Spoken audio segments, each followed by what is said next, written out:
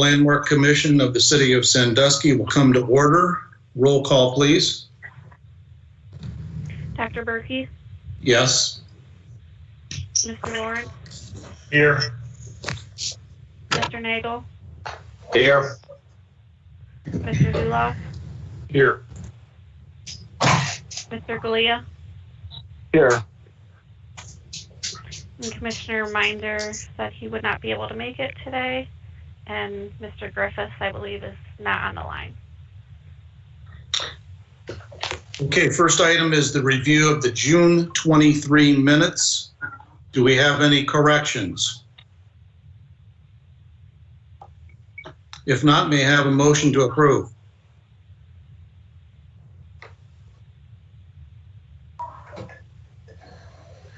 Mr. Chairman, I move to approve the minutes. Second? Second, Lawrence. All those in favor of approving the June 23 minutes signify by saying aye. Aye. Aye. Minutes approved. This evening, we have a presentation from the Sandusky State Theater. I will turn it over to Mr. Horseman. Can't hear you, Tom. You think I'd know how to do this by now. Sorry about that. We have Chris Parthamore, the executive director of the Sandusky State Theater. As we know, the theater suffered extensive damage due to a storm a number of weeks ago. And so Chris has joined us just to give us a very brief kind of update about where things stand with the state of the theater as they are. And if you have any questions for him, I'm sure he'd be happy to answer them. So turn it over to Chris. Can everybody hear me? Yep. Yes. So at this point, I'm sure you've all seen the theater. We're still in the demolition process. Demolition is being done by O'Rourke out of Cincinnati. In addition to that, we're still securing the contents of the building. And the night of the storm, we took on quite a bit of water. When the building came down, it did hit a water main, and we spent that night pumping water out of the building. I'm just gonna kind of go from the basement up in the update of the building here. So we were able to recover quite a bit of our contents from the basement, but we have gutted the basement. The floor in there was, just two by fours. The old bowling alley was underneath there, and there was plywood over top of that. Everything got wet to the point where we're just taking everything down to the bottom, and we're going to pour a cement cap down there so we don't have to worry about it again. As you go up into the building, the front facade is all okay. There's no problems with that. Really, the problem is the stage house, the backstage area, and the western side of the auditorium. There is a beam just to the west of in the ceiling of where the chandelier is in the auditorium, if you're familiar with that. And that is kind of where the building started to hold and push back against the storm. So everything to the west of that is, most of it is coming down. We are doing a selective demolition. It's not a wrecking ball, it's surgery. We're trying to cut out pieces, get them molded so that we can put back the auditorium in a historically accurate way. It is our intention to modify the backstage area, which is modern, and have a modern stage house on the back end so that we can more efficiently bring in shows and meet the modern needs of a show as opposed to what was built in 1928 with the building or even in the early 90s. When you look at the back of the building, it looks like there's a lot gone, and there is, but it's not as much as it looks like. They're just bringing the bricks down to the point where the structural engineer has deemed that it's safe. The stage floor itself is not safe. That whole floor will have to be replaced. The stage lift or the pit area was completely destroyed, so that will be replaced as well. But our goal at this point is complete demolition, and we are working with a engineering and architectural and engineering group that deals specifically with theaters, so that we can hopefully put a roof on the auditorium part before winter. That way we have all winter to keep working on it. We won't go all the way to the back wall at this point. We're looking at putting a roof on to the proscenium, which is the opening of the stage. So we do have an architect and engineer working on that piece while we're doing demo. And once we get that roof on, we're going to step back, take a breath, and be a little more deliberate in decisions we make on how to rebuild going forward from there. That's about the 5-minute version. I could go on for hours though. So I'm sure, Chris. Chris, do you have a timeline in terms of when you think you'll have a plan for the complete exterior to bring to us? I don't have a timeline for it. I can tell you that right now we are in the final stages of putting together an RFP and an RFQ to send to the architectural firms. We identified a number of architectural firms that we're going to get bids on through the League of Historic American Theaters. So we are dealing with firms that specifically deal with historic theaters. I could give you a timeline, but it would be a total guess. And sure. At this point, you know, I would say we'd like to have an architectural firm on board before fourth quarter of this year. And at that point, it's however long it takes everybody to come up with a plan. Sure. Other questions from the group? Mr. Chairman, Yes. Mike Zolhoff here. So, Chris, I imagine your consultants have gone into a great deal of trouble to get photographs, record stuff. It occurred to me that maybe we could go to the community and see if they have, you know, there might be some pretty good quality photographs here and there. Yeah. So, you know, it's just the whole thing's breaking my heart, because I think the theater has, you know, done so much for the renaissance of downtown over the years, and it's been through its own tribulations already, and but it all seems trivial compared with what we're faced with now. So I wondered if what kind of photographic record there is, and if anything can still be done about that. I also wondered on the status of the organ, which is an incredible little gem that I worry about the fate of that. Yeah. So let me first talk about the photographs. We do have quite a few. We do have an archive room, and we have quite a bit of photographs. Excellent. In addition, once the incident happened, we did have an art restoration place come in and take everything off the walls, everything in frames. So those are being properly stored somewhere that we can look at everything. In addition, we were able to find all the old blueprints for the building, as well as everything from the Leeds project that I believe was in the late 80s or early 90s. They found a lot of photographs there when they were talking about turning the theater into the nonprofit back a few decades back. So yes, we have quite a bit of that. In addition, we did have a 3D scan done of the building and everything. So, you know, when you walk into the auditorium now, you've lost Mike. you've lost quite a bit. Is now A lot of exiting. the areas with the little detail are still there, and we were able to get the 3D scans that will help us be able to put back everything the way it was in the auditorium. So we're in pretty good shape there.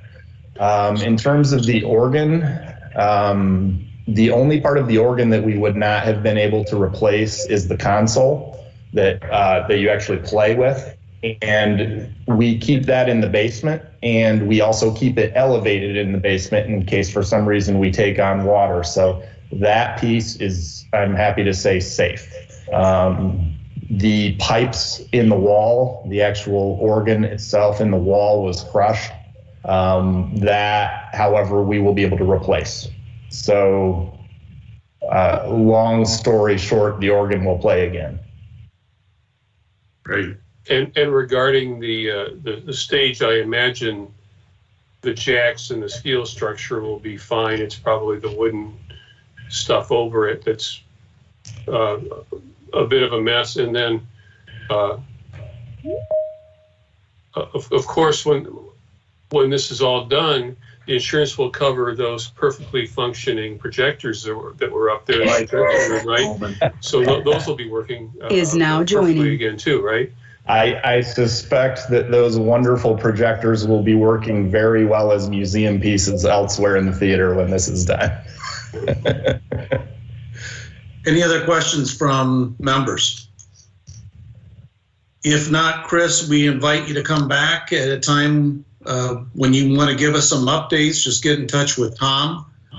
We appreciate you sharing what you know at this point, and good luck. Thank you. I appreciate it, and we'll keep everybody updated on the progress. Thank you, sir. Thank you. All right, we have 3 certificates of appropriateness on our agenda. The first being 142 Columbus Avenue, known as the Barra Building. Mr. Horsman. Thank you, Mr. Chairman. On the line, we have also Aaron Byington, who is the applicant and project manager for this project, who can answer questions and give more any additional detail if needed. Just to give some background about this building, it was originally constructed in 1853, but heavily altered around 1870, which is when the roof was added that you see today. It's not individually listed, but of course it's a contributing structure in the downtown historic district. The front facade of the building has been drastically altered from its original appearance, everything below the roof line. The Ohio Historic Inventory Survey from 1979 said the windows were altered, and since that time it appears that they have been altered again and significantly reduced in size. This property last received a certificate of appropriateness from this commission in 2017 that included removing stucco on the facade, to open up the transom window, which was previously covered, added signage, the doorway, and the front storefront windows were all replaced and modernized, which happened, as I said, about 3 years ago. This project is an extensive renovation of the second floor to add additional space for the restaurant, to add a bar area.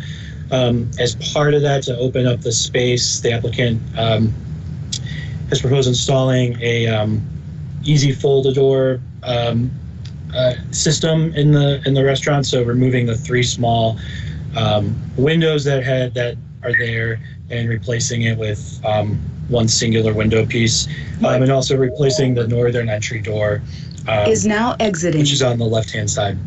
So, considering the major alterations to the front facade over the years and reducing its historic integrity, especially in regard to the windows, staff did think this was an appropriate change to make in terms of its keeping within the existing larger frame that the 3 windows were within, and staff recommends approval of both portions of that. And as I mentioned, any additional questions related to the specifics of the project, I'm sure Aaron, Mr. Byington can answer those for you. Thank you. Okay, thank you, Tom. Aaron, do you have anything you want to add before we open it up for questions? Any additional information?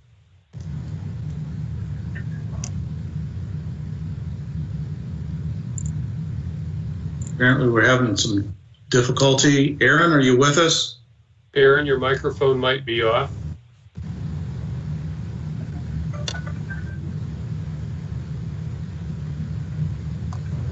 Aaron, are you there? Can you hear? Yeah, I'm There we there. go. Can you hear me? There we go. Okay. Yep. Oh, okay. We can hear you now. So if there's anything I'm very- else you want to add before we open Very up good at questions? virtual stuff. I did open up once I tore off paneling to the original size that they had. They had it as a larger picture window. It was 2 or 3 large picture windows tied together, but I did just open up to the existing opening size. And the picture that was sent by the architect was actually incorrect. It looks like there's about 6, 7 panels up there. It actually is only 4 panels. So it doesn't look like a barrage of windows there. It's actually just 4 panels, 40 inches wide, that will span over 14 feet across, 50 inches high. Okay. Questions from the commission? Mr. Chairman, Yes. what does the door look like? I don't see a picture of that. The door is just a flat panel door, just like it was before. It was just 2 things. It was just beat up over the years. It was basically falling off the hinges. And it's because of emergency access, we switched the swing on it to open out. It's very basic. There's nothing really to that door. It looks like it was put in probably 20 years ago. It was actually rusting at the bottom all over. So we had to replace the door, and we just replaced it with a flat panel door. Thank you. Any other questions? Mr. Chairman, Yes. I'm wondering what changes, are we going to wind up with a larger opening on top, bottom, left, and right? Are there going to be any changes to the drive-it surface, or what's happening there? The reason I ask is because one of the striking features of that building is the really odd way that it seems as though the detail on the, I'm presuming it's drive-it on the front, was they struck fake joints that have absolutely no relation to the windows, which gives a really odd effect, as though somebody built a structure out of stone slabs and then cut a random hole in it for the windows. And I was wondering if that's going to pretty much, are we stuck with that, or is that going to be pretty much the same, or is something changing on the surface of that facade? Aaron? So, yeah, no, it's not changing, because where the stucco framework that went around the windows that were in existing, I cut perfectly right in there with the windows just to take out the windows. Okay. They had filled in with basically gray plywood between the windows. So I wanted to keep the integrity of how it looked out there, the old block building per se, and just filled in exactly what cut. And I designed the window to fit into this exact opening. So we wouldn't have to cut into the stucco. We wouldn't have to do any damage to that. What we're calling stucco, is that like true masonry stucco, or is it drive-it, or what? It's a drive-it. Yeah, okay, thank you. This was done, I think, in the late 90s when it was renovated into that. So it doesn't actually look like anything that it has over the last 100 years. Right, and what I recall, a more recent change that maybe between Zinc and Barra, when it first opened, I think they might have changed the opening. I don't remember, but in any event, I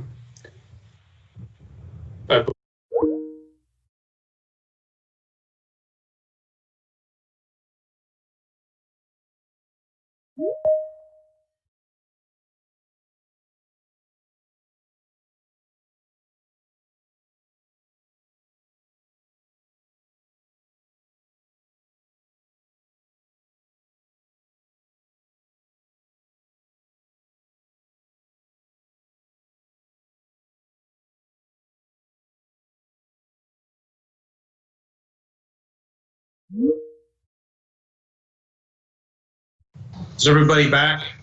I'm here. Yes. Joe, are you there?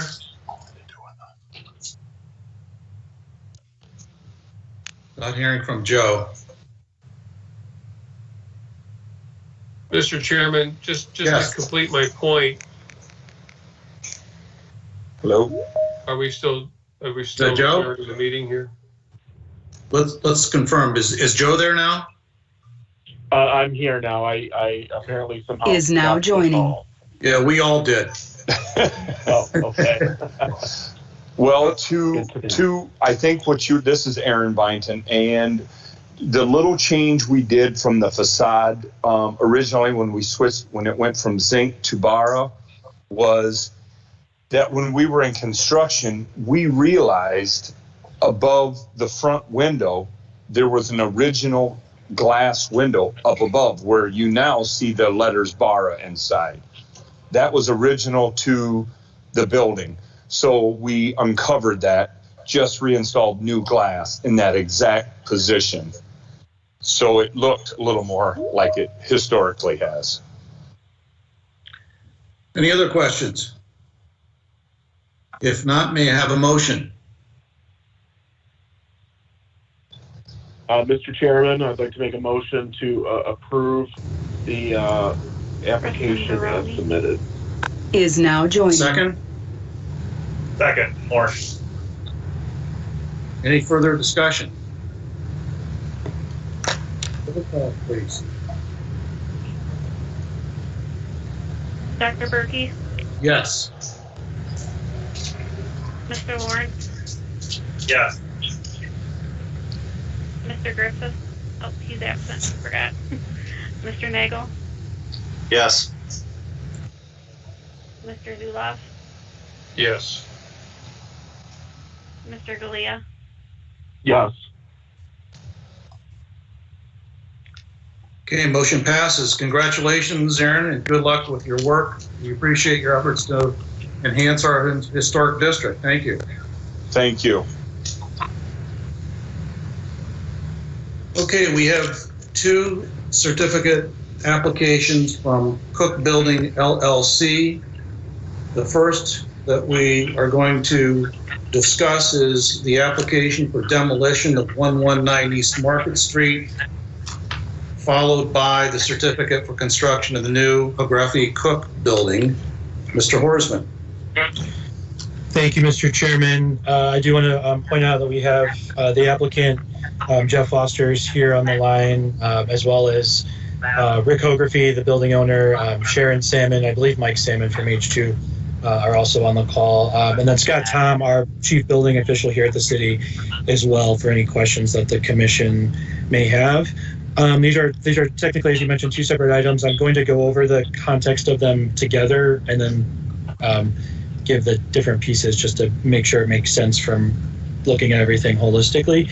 As we know, the Cook Building was demolished. As part of that demolition process, this commission did put a few conditions on that demolition, one of which was construction of a new building.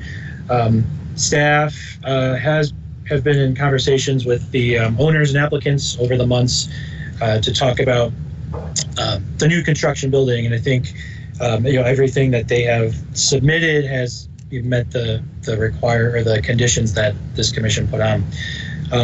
I will just go through briefly. Here's the renderings of the proposed new building, which will be 3 stories, essentially taking the same footprint as the old building.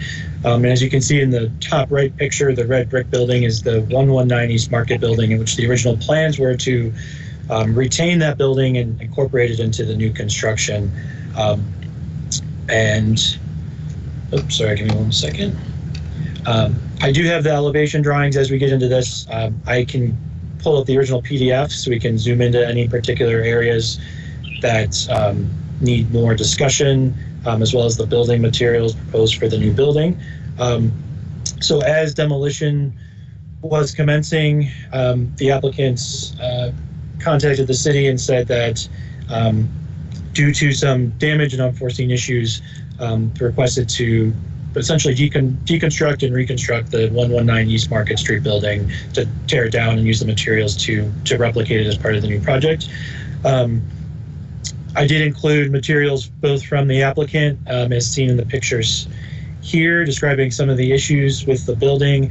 Also, I included an email from Scott Tom, our chief building official, who had structural concerns about the building as well, and a structural engineer report that the applicant submitted that gave some details about the building. So you all received those with a little bit more detail.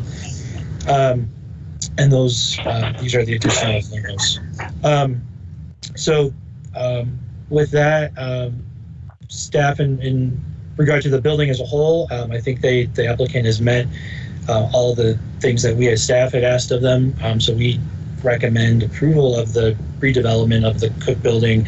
As regard to the particular portion of 119 East Market Street, as I mentioned in the report, planning staff does not have a specific conclusive recommendation beyond what our chief building official said, but I know there were a number of concerns that we wanted to talk about today. So with that, I will entertain any questions from staff's perspective, or also offer the go back to the chair, and if the applicants want to go a little bit more detail about this and answer more questions, that would be helpful. So thank you.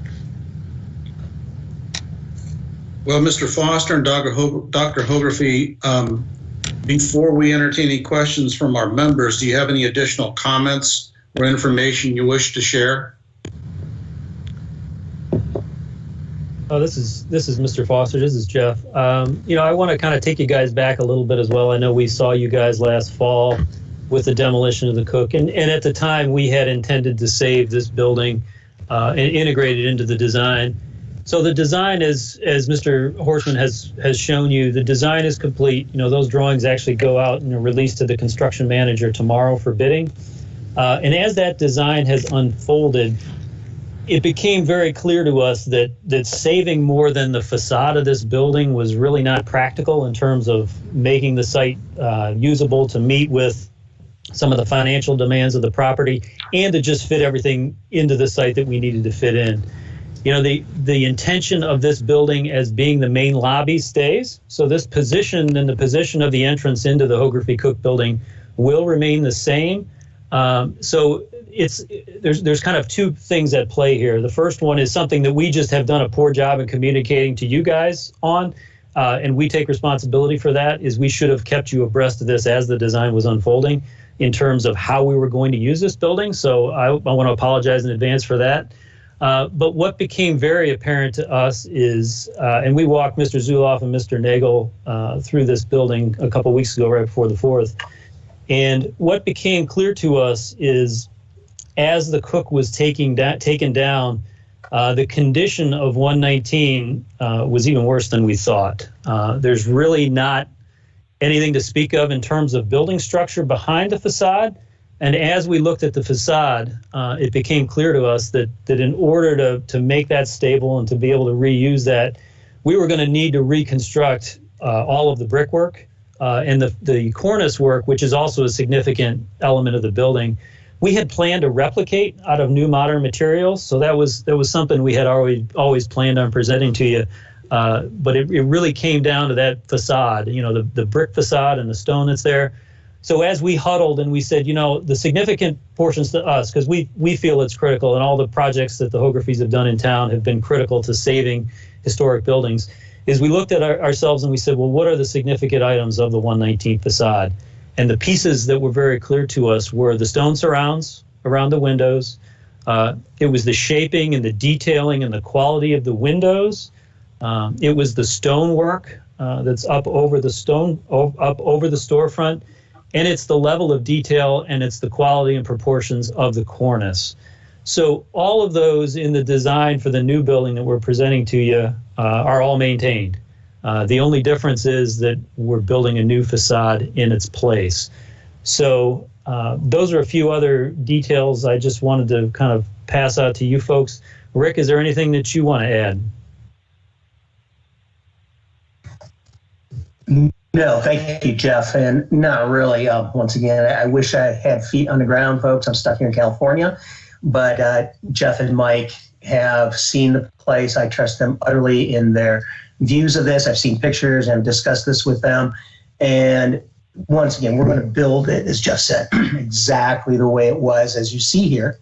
And it's in our design. And so hopefully, well, this will hopefully work. And we're just disappointed once again that we're not able to save another critically important building to downtown Sandusky. But with the new design and with the way that it is going to be reconstructed from the most critical aspects and pieces that we can save from this building, I think we are meeting what the Landmark Commission's goal is, which is retaining downtown historic Sandusky as best as possible. Rick, I share your concern of not being able to be here. I hope you and Megan have been safe from this national challenge that we have and continue to be so. I also want to recognize you and your wife for the commitment you've made and demonstrated to this community to preserve history, to respect it, to do all you can under the circumstances to bring things back close to the way they were. Last fall was my first experience with an application for demolition. I was very vocal in support of that demolition because I had observed your work prior to that in preserving history. And after looking at the reports that were attached to the application, it was evident to me that the building was indeed beyond saving. But also attached to that application were documents that stated to the effect that the Market Street building was stable. I understand what you are saying, Jeff. Here's what I would convey to you.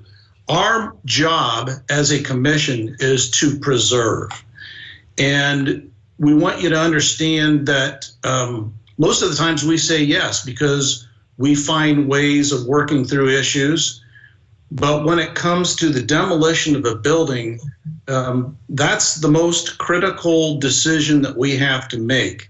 And I want you to understand that we have to do it coming from the perspective of our responsibilities as members of this commission to preserve. If we were developers, we would probably be wanting the same thing that you want. But many of the things that you're citing, Jeff, were readily visible, available to inspect a year ago, and actually came up in reports stating again that the condition of the building was stable. I think the one thing that you can point to that changed, because I asked myself, what has changed since last September when we made the approval of the application for demolition, and that would be the damage that was done to the building. That's unfortunate. But we've had other buildings that were damaged, as you just heard about the State Theater and the tragedy of the damage that was done to that building.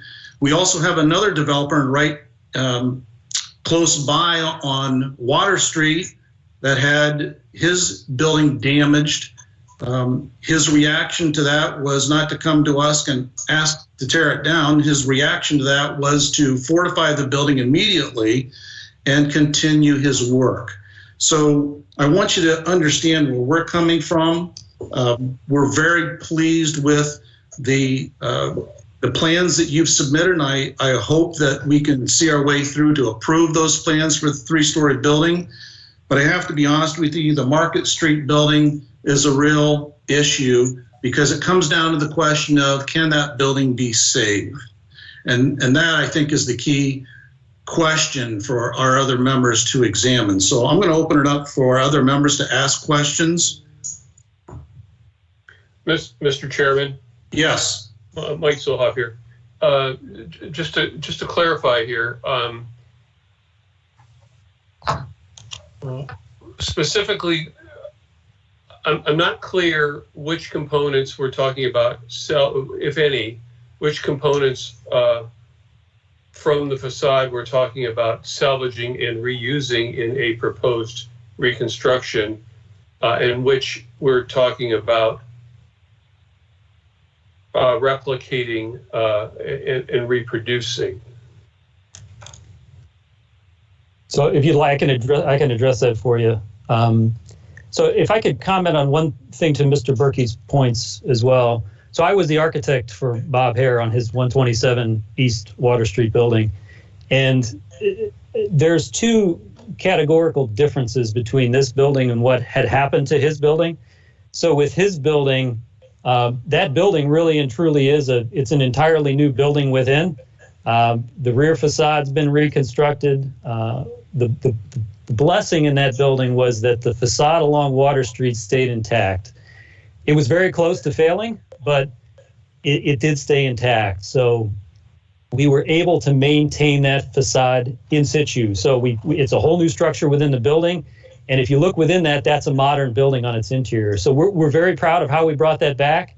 And that was our intention with the 119 East Market building. Our intention was to save that facade, maintain it as you see it, retuck point it, put the cornice back together because it's deteriorated beyond repair. So we would replace that with a new cornice. But our intent all along was to save that facade. So in the fall, what we knew, this building was stable. It became apparent to us as Cook came down. Was there some damage from the demolition contractor? Perhaps. But there are some inherent issues with this building that were uncovered. For instance, on the west facade of the west elevation, only half of that is masonry. The back half is two wood beams with some light masonry infill. From the interior of the building, it appeared to be masonry, but it wasn't until that outside wall of the Cook came down that it became apparent. So I would challenge the fact that, hindsight's always 20/20, but as we looked at this building in the fall, it appeared to be stable. So that's just to comment to Mr. Berkey. So Mr. Zuloff, the elements of the building that we're planning on keeping, the stone elements that are around the windows, they form the arches. There's two single windows at the sides, and then there's a double window in the center. Those will be removed and reinstalled in the new brick. There's some stone bracketry at above the storefront. They have C's on them. Those actually stood for Cook. Those will be saved, reinstalled. There's 4 cast iron rosettes, which were installed approximately in the 1930s. Those will be removed and reinstalled. The cornice, which is currently made all out of wood, will be replicated out of fiberglass brackets in the exact pattern that's there. The cornice will be made out of composite wood and PVC, and the entablature boards will also be made out of PVC and composite wood. So it'll have the exact same shapes. It'll have the same keystones. It'll have all the same features. It'll just be made out of new materials. Other questions from the commission?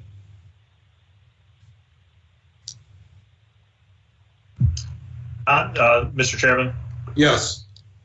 On the front facade, is there any reason we would save that and, tear down the rest of the building, or is there anything that could be used as is, or is that, pretty much with your cracking and stuff, is that a lost cause on that? So the brickwork is an area that we had originally planned on keeping. About 50% of that brick that you see right there has been installed in the last 50 years. There's been a fair bit of brick replacement done on the front of that building as it is. Unfortunately, it has been painted over the years with non-breathable paint, so it's trapped a lot of moisture. So in the condition it is right now, we will have to rebuild that brick just to make it stable.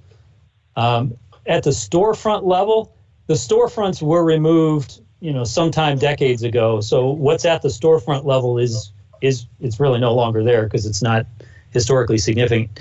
There are a few stone elements around the storefront. The condition of them is fair, but they've been painted many, many times. So our plan is to replicate those out of cast stone with the same reveals, with the same patterning that they have right now, in lieu of trying to remove the paint that's there and trying to salvage the pieces that are there. Mr. Chairman, Yes.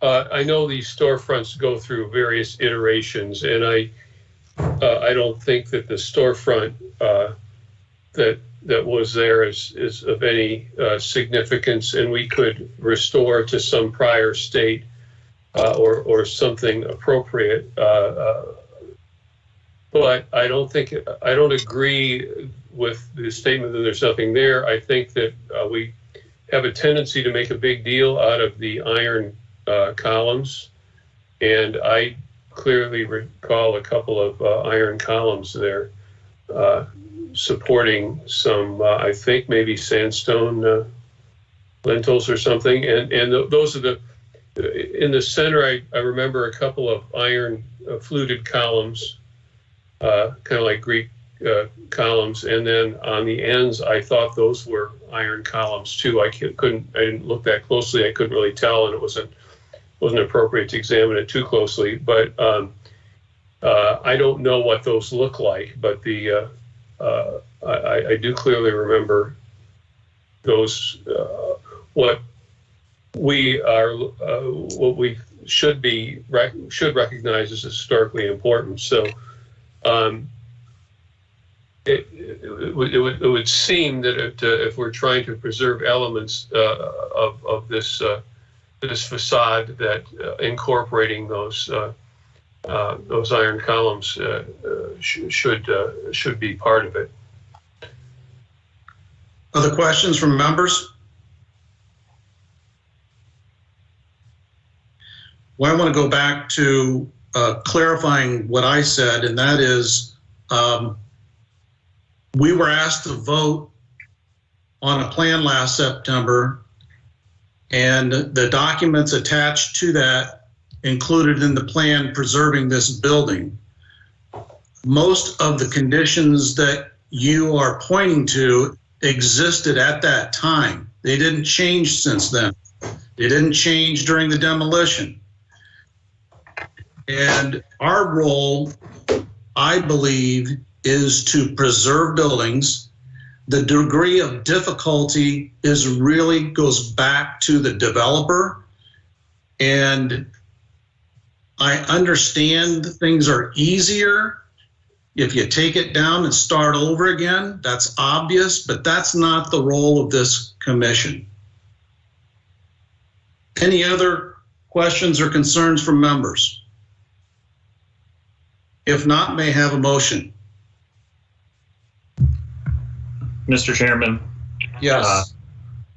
Based on what we've heard today and what our role is as a historic preservation commission, I think we could come to a better conclusion on this property. But as for now, I think we have to make a motion to deny the demolition on this building, or the certificate of demolition for this.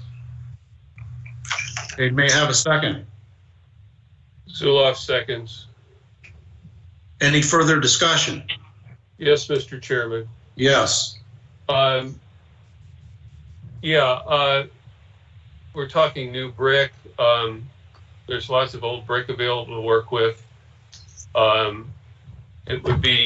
It's not out of reach to use like materials and replace, as the Department of Interior standards call for, to use like materials. I'm unconvinced that none of the wood is salvageable. I'm sure there's some rot. We've got to stop neglecting these buildings and allow them to decay when a little bit of occasional paint and caulking would preserve them indefinitely. But I'm sure there's a lot. It's evident there's a lot of decay, but it's also evident that there are some salvageable pieces up there. I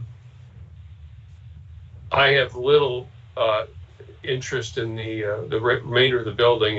It's been so altered so far, but I think this is one of the most interesting facades in the downtown area, and we would be not even close to following the standards by. I just can't get comfortable with it, especially since through the discussion of demolishing the rest of the this project, that we were very hopeful in preserving that facade through preserving the building. Again, to emphasize, it's the integrity of the facade that I'm concerned about, and so that's why I just can't get comfortable approving the application. Thank you for your comments. Any other members want to discuss or speak to this before we roll call? Okay, roll call, please. Now, I want to clarify that the motion on the table is to deny the application. So if you are voting yes, you are denying the application. Roll call, please. Dr. Berkey? Yes. Mr. Lawrence? Yes. Mr. Nagel? Yes. Mr. Zuloff? Yes. And Mr. Galea? Yes. All right, the application has been denied. I encourage you to continue to work with our staff as you move forward with your plans. Let's go to the second certificate, which is the construction of the new Hography Cook building. Mr. Horsman, do you have anything else you want to add before we give Mr. Foster and Dr. Hography time to add any additional comments? Through Mr. Chairman, I don't have anything additional other than there were a number of issues that staff had addressed with Mr. Hography and Mr. Foster, particularly in regards to the entryway on Market Street, which technically the guidelines do recommend against adding additional curb cuts. I think after our discussion with them and seeing the need for additional parking behind the building, but also the inability to bring parking from the north side, that this made sense, and they mitigated in the plans some of the issues and really tried to make it much less of a hindrance on the sidewalk wall. And there have been some other minor modifications. The overall staff is supportive, and we think it fits well with our guidelines in terms of being appropriate for in scale and size and materials for the historic district. Thank you. Mr. Foster or Dr. Hography, do you want to add any additional comments before we open it up for questions? Nothing to add. Okay, members, questions? Maybe I'll start out by, I went back and reviewed the commitments that the Hographies made to the construction of this building, and I am pleased and enthused that you made it happen. It, I think, looks like the previous building. You included those features. So thank you for that. And I'll open it up for any questions any other members have before we ask for a motion.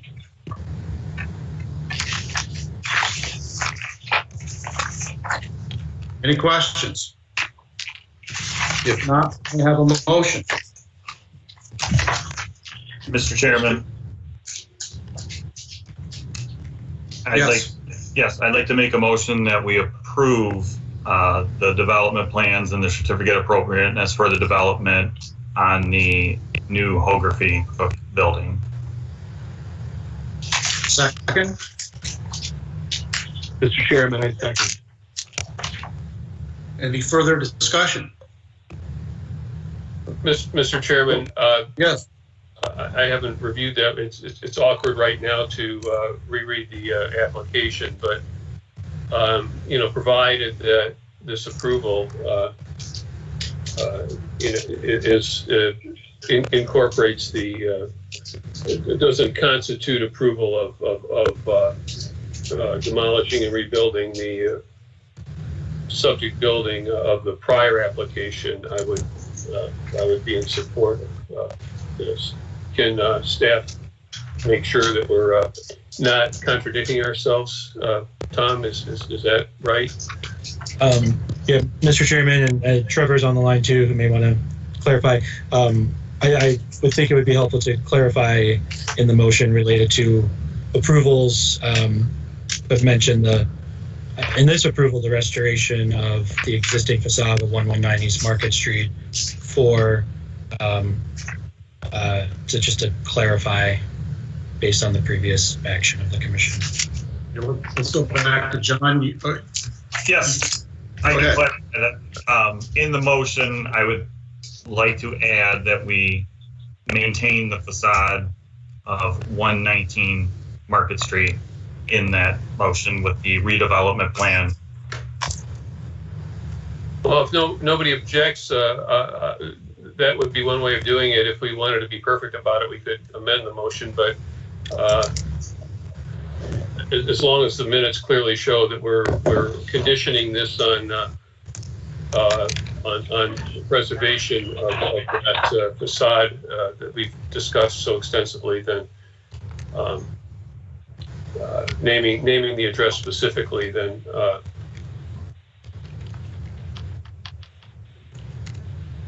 it sounds like that's exactly what we're doing, correct? Tom, Trevor, John?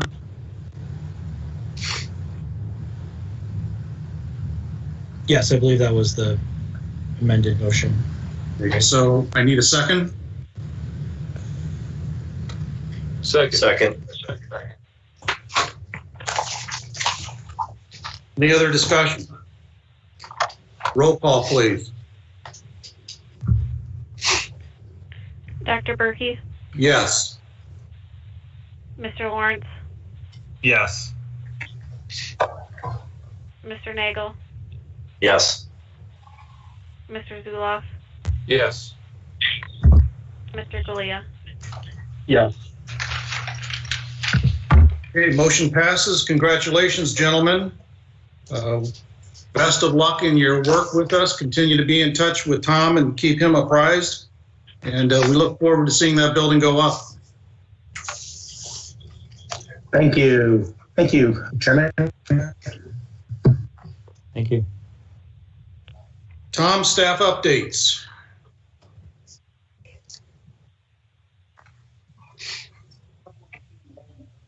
Tom, you're muted. Keep doing that. Sorry. Thank you. I don't have anything in particular to note. Our next meeting is Wednesday, August 19th. I have been promised that our normal meeting will happen as scheduled this month. But that being said, we have not received any applications for new certificates of appropriateness as of today. Technically, the deadline is tomorrow. If anything changes, I'll be in touch with the chairman and we'll communicate that to you all. Okay. But I don't have any other updates. Tom, is Trevor still on? Did he get away from us? I believe he just jumped off. Just an FYI to commission members, am I okay in announcing that Trevor is going to be leaving us, which I just did? Yeah. If you're not aware, Trevor is leaving us at the end of the month. Just an FYI to members, if you want to send him a note saying thank you for his assistance and his time with us. Any new business? If not, I need a motion to adjourn. Motion to adjourn. Second. Seconded. Good night, gentlemen. Night. Thank you. Thank you. Is now exiting. Kristen Baroni. is now exiting.